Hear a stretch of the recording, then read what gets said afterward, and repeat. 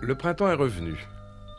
Les journées sont de plus en plus longues et les sœurs March passent les après-midi dans le jardin. En effet, chacune d'elles cultive dans un coin de terre ses fleurs préférées. Et le choix des fleurs suit de si près les goûts de chacune qu'on pourrait, en les voyant, dire celle qui les a plantées. Il y a des roses, des héliotropes chez Meg. Chez Jo, c'est différent. Elle sème des graines de tournesol. Quant à la gentille Elisabeth, elle préfère les fleurs romantiques et cultive des pensées. Amy, elle, adore le chèvrefeuille. Elle a même une tonnelle dans son jardin qui se couvrira bientôt de feuillage et de fleurs. Les 4 sœurs se réunissent dans le grenier une fois par semaine pour rédiger un journal. Elles l'ont appelé le Pickwick, en référence au livre de Charles Dickens.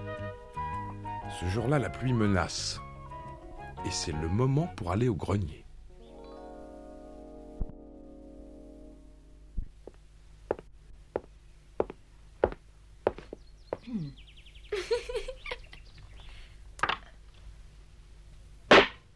Puisque tout le monde est présent, nous allons tenir conseil à l'occasion du premier anniversaire de la fondation du Pickwick. Pour cela, nous allons dès maintenant nous attribuer les noms des personnages du roman de M. Dickens. Jo, tu seras M. Snodgrass. Elisabeth, tu seras M. Tapman. Amy, M. Winkle. Moi, je ne suis plus Meg, souvenez-vous-en. À partir de maintenant, je suis Monsieur Pickwick, président du conseil d'administration du journal. Très bien, Monsieur le Président. On vous écoute, Monsieur le Président. Bon, alors voilà. Je comptais demander à Monsieur Snodgrass, qui, comme chacun sait, a un certain talent littéraire, de nous écrire un poème pour célébrer l'événement que constitue le premier anniversaire de notre journal Pickwick. Alors voilà, je commence. Une année a passé, notre cher journal continue de paraître et ça n'est pas si mal. Toute une année de vie, cela fait déjà beaucoup, surtout lorsqu'il s'agit d'une feuille de chou. Que notre président soit ici remercié, son zèle a fait merveille, son travail a payé. Souhaitons donc à Pickwick de vivre très longtemps et de devenir vieux comme l'est son président. Bien, l'ordre du jour. Monsieur Snodgrass a beaucoup de talent, mais beaucoup d'ironie aussi. Il semble qu'il divertisse bien l'assistance avec des affirmations qui demanderaient à être vérifiées. Et je recommande à Monsieur Tapman, qui rit si fort, de prendre garde. Il risque à force de gesticuler de tomber de sa chaise et de se briser quelque chose.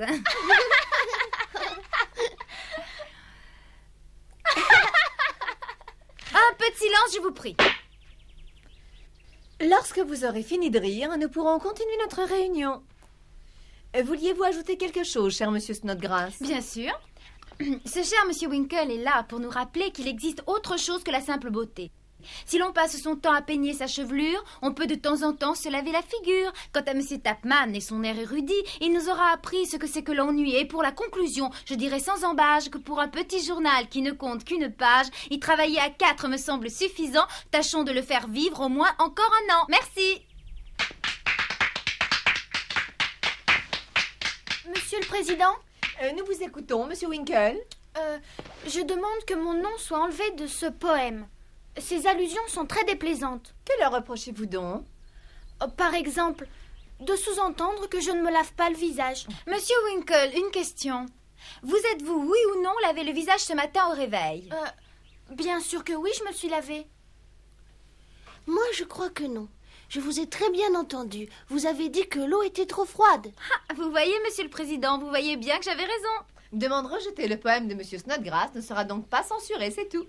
Oh, c'est toujours les mêmes qui ont raison. Dites donc, est-ce que vous comptez utiliser mon petit article? Votre article? Quel article, Monsieur Winkle? Je vous le lis. Nous mettrons ça dans les nouvelles du jour. Ça s'est passé, je crois, vendredi dernier. Nous avons été apeurés par un cri inhabituel qui semblait venir des entrailles de la terre, mais qui en fait venait de la cave. Nous avons eu une grosse émotion.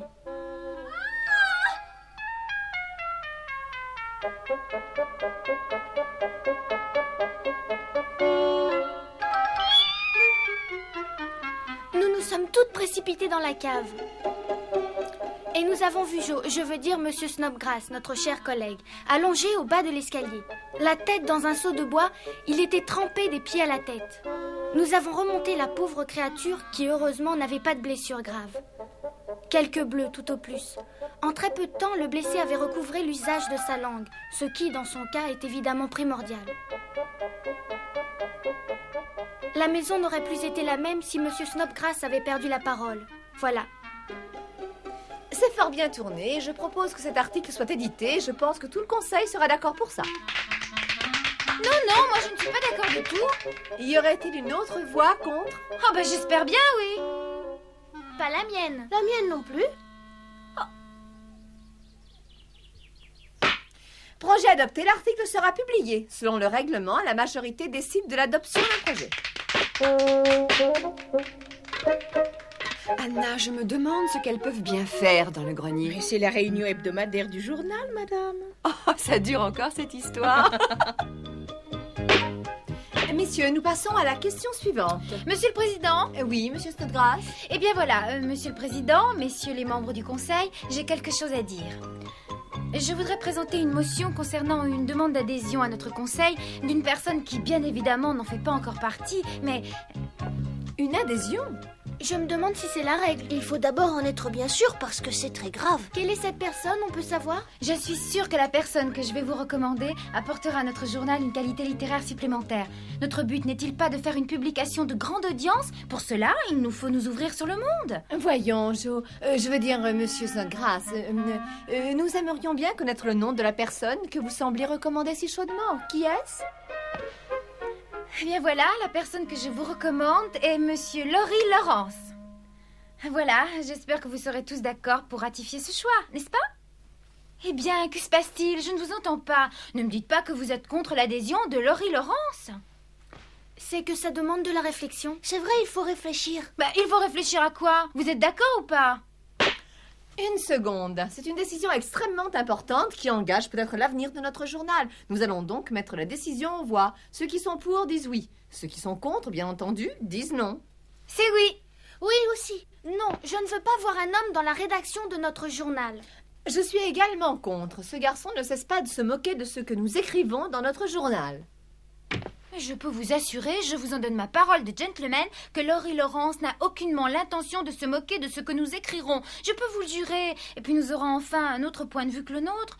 Nous avons tendance, nous, à juger les choses du point de vue féminin. Laurie a déjà fait des tas de choses pour nous, il me semble. Nous pourrions au moins l'accepter parmi nous en tant que membre honoraire. Ah oui, on va accepter monsieur honoraire et en plus on acceptera la candidature de Laurie Lawrence. Je te remercie, je savais que je pouvais compter sur toi. Bon, alors, je vote pour l'admission comme membre honoraire de notre ami Monsieur Laurie Lawrence. Monsieur le Président, il faut mettre la question aux voix.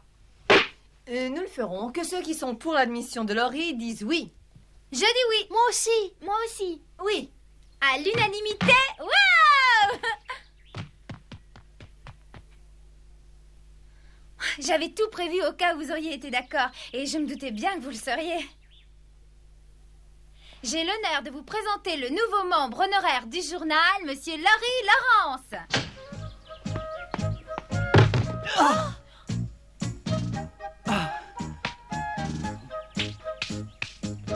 Laurie Lawrence. Alors ça, ce que tu as fait là est absolument indigne, Jo. Je suis d'accord, c'est indigne, Jo. Pourquoi faut-il que tu ne fasses jamais rien comme tout le monde? Eh ben, je suis désolée, mais je croyais... Monsieur le Président, messieurs, je vous demande la permission de me présenter.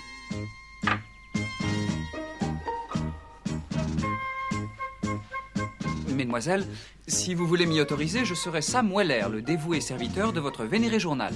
Mon Dieu, écoutez-le. Quel orateur! J'apprécie à sa juste valeur l'admiration que semble me porter votre collègue, Monsieur Snodgrass. Merci. Mais je crains hélas de ne pas l'avoir mérité et je ne saurais cacher la joie que vous me faites en m'acceptant dans votre rédaction. Sachez que j'en mesure parfaitement le prix. Et si j'ai par le passé été un peu ironique à votre endroit, je peux vous jurer que c'est fini. Je vais m'employer à faire tout ce qu'il me sera possible pour me montrer digne de votre confiance. Je vais être un collaborateur zélé de votre entreprise. Vous pouvez compter sur moi.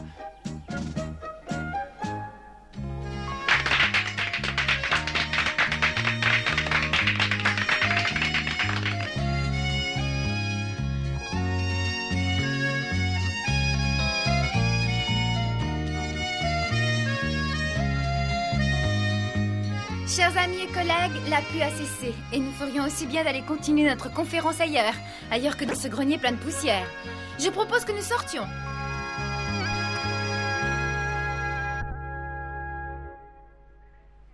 Reprenons l'ordre du jour. Voyons. Nous parlions du poème de Monsieur Snodgrass à l'occasion de l'anniversaire du journal. Il a été, je crois, accepté, ainsi que l'article de Monsieur Tapman sur le cri à la cave, et qui nous a paru excellent. J'espère que tout le monde est d'accord, n'est-ce pas? Ah oui, Moi aussi. Je suis pour. Je suis d'accord également. Monsieur Tapman, je crois que vous avez une autre histoire à nous soumettre. Pourriez-vous nous la lire? Bien sûr, voilà. Ça s'appelle La belle histoire de la citrouille. Un jour, il y a bien longtemps, aux alentours de la ville, vivait un fermier. Et ce fermier aimait à cultiver des citrouilles. C'était sa spécialité. À chaque printemps, il plantait des graines qui bientôt commençaient à sortir de la terre. Le fermier les arrosait, bien sûr, et les soignait avec amour. Il travaillait très très dur. Et puis les plantes grandissaient, les tiges s'allongeaient, les feuilles apparaissaient. Et le fermier était fier de son travail. Et puis, un beau matin, l'un des boutons sur la tige devint une jolie, jolie fleur.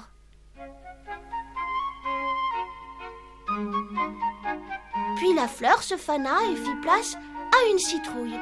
Une belle grosse citrouille, si grosse d'ailleurs que le fermier étonné ne cessait de la regarder grossir, fasciné par les proportions qu'elle prenait.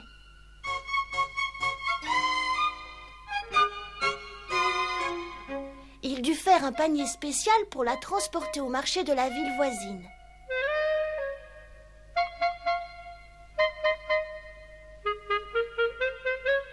Il vendit sa citrouille à une commerçante qui la trouva très belle et la lui paya bien.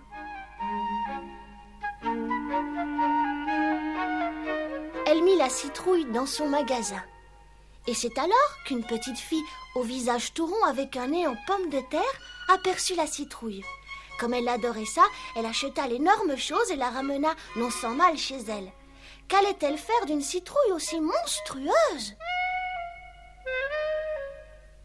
Eh bien, elle l'a donnée à sa maman, qui l'a découpée en tranches avec un couteau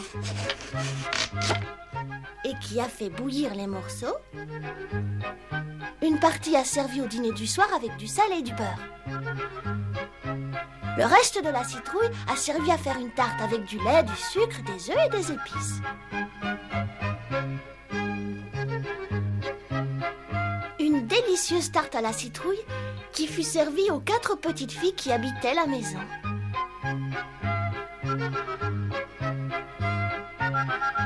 Le jour suivant, il y eut une autre tarte que se partagèrent les petites filles.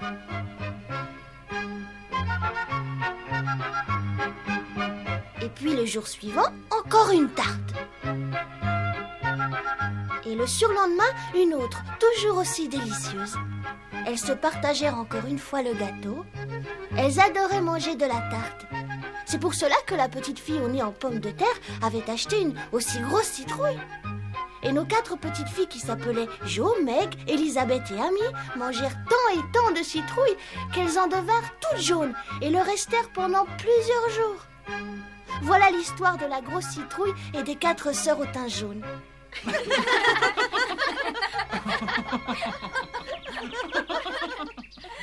Mais dis donc, de qui tu parles quand tu dis une fille avec un nez en pomme de terre? Est-ce que c'est moi? Mais non, voyons, tu sais bien que ce n'est pas toi. Qui est-ce alors? C'est moi? Mon nez n'a rien d'une pomme de terre. Où est-ce que tu as été chercher ça? Est-ce que c'est Jo? Mais non, c'est une image littéraire, ça n'est personne. En tout cas, l'histoire est jolie et on peut la retenir, non? Oui. En effet, oui, c'est une très jolie histoire et elle mérite d'être publiée dans le prochain journal. Tous mes compliments. Non seulement vous êtes un bon musicien, mais vous êtes aussi très doué en littérature, monsieur Tapman. J'espère que vous l'êtes aussi et que vous allez nous le montrer, Samuel. Allons, messieurs, soyons sérieux, s'il vous plaît. Je crois que l'unanimité est faite sur l'histoire de la citrouille. Elle est adaptée. Oui. Sans problème. Monsieur Weller, vous voulez la parole? Oui, j'aimerais dire un mot, si vous le permettez. À l'occasion de la commémoration du premier anniversaire de la fondation du journal et en signe de gratitude envers le conseil d'administration qui a eu la grande bonté de m'accepter dans ses rangs, j'ai l'honneur de vous annoncer que j'ai établi une sorte de service postal entre la maison des March et la maison des Laurence, ce qui facilitera grandement les relations entre les deux familles. Qu'entendez-vous par service postal? Eh bien, il s'agit d'un service de courrier qui ne sera réservé qu'à nous et dont seuls nous aurons les clés. Nous pourrons nous envoyer ce que nous voudrons, des lettres, des manuscrits, des paquets, et cela nous épargnera beaucoup de temps. Nous n'aurons pas à nous rendre constamment les uns chez les autres, ce sera pratique. Mais c'est magnifique! Allons voir ça! Venez! Oui, venez.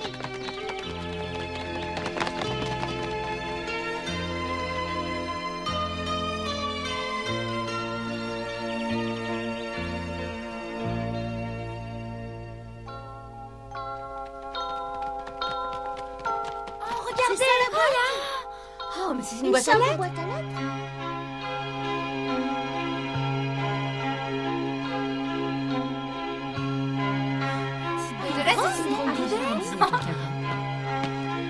Ah, j'oubliais de vous dire que chacune des familles disposera évidemment d'une clé. J'en ai fait faire 2 exactement semblables et nous en aurons une chacun. Et nous aurons ainsi accès à la boîte. Je vais donc remettre une de ces clés solennellement au président du conseil d'administration du fameux journal Pickwick. Bravo! Monsieur le président du conseil d'administration, voulez-vous, je vous prie, accepter cette clé? Oh, mais... vous m'envoyez très honorée. Dis-moi, Meg, tu veux me permettre d'ouvrir la boîte? Mais bien sûr.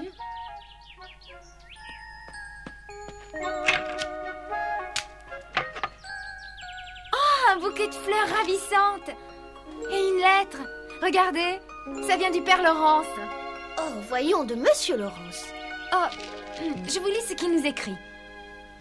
Voilà, chère petite voisine, pour célébrer l'ouverture de notre boîte à lettres commune, je me permets de vous envoyer ce bouquet de fleurs cueillies dans mon jardin.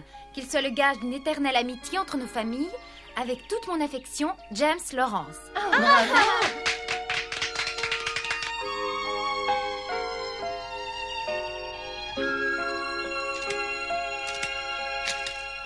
Ah, monsieur Laurence, les jeunes filles ont été ravies du cadeau. Elles me l'ont dit. Mais j'en étais sûr, ces fleurs sont si belles. Vous avez eu une très bonne idée. Mais où est donc Laurie? Je l'ai vue à l'instant avec les jeunes filles, en grande conversation. Ah, bon, c'est de son âge. C'est vrai, monsieur, c'est vrai. Oui.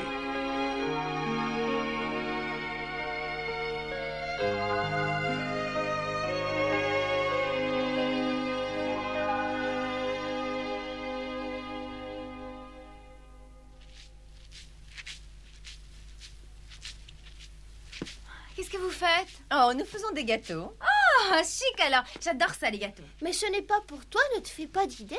C'est pour Monsieur Laurence. Viens donc nous aider. Oh, tu sais, moi, les gâteaux, je suis bonne pour les manger, mais pas tellement pour les faire. J'ai jamais été bonne cuisinière. Mais justement, ce serait le moment d'apprendre, tu sais. Oh non, le gâteau sera un cadeau de votre part. Mais moi, je lui donnerai la seule chose que je sache vraiment faire. Je vais lui écrire un joli poème. Je sais qu'il aime ça. Tu choisis toujours le plus facile. Un poème ne demande pas autant d'efforts qu'une pâte bien travaillée. Tu devrais le savoir. Bon, qu'est-ce que tu en sais? Il est aussi difficile de se triturer les ménages que de pétrir de la pâte à tarte. Quoi? Eh bien, tu as une curieuse façon de considérer ta cervelle, dis donc.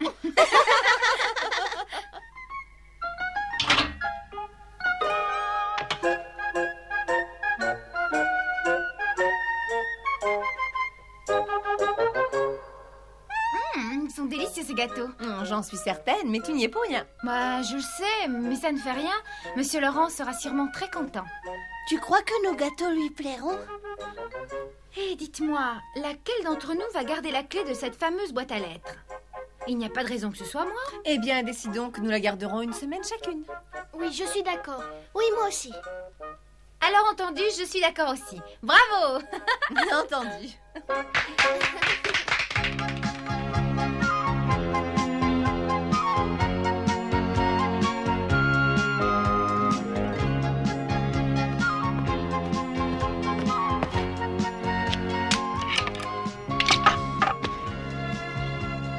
Bonjour Laurie, comment ça va? Ah, bonjour Jo. C'est vous qui avez fait ces bons gâteaux? Oh non, non, ce sont mes sœurs qui les ont fait. Pourquoi? Oh, pour rien, mais grand-père va adorer ça, il est très gourmand. Ben tant mieux si ça lui fait plaisir, Laurie. Bon, à plus tard, Jo. Au revoir. Voyons s'il y a du courrier. Oh, il y a un paquet. Oh, qu'est-ce que c'est? C'est pour moi? Ou pour moi, peut-être. Attendez.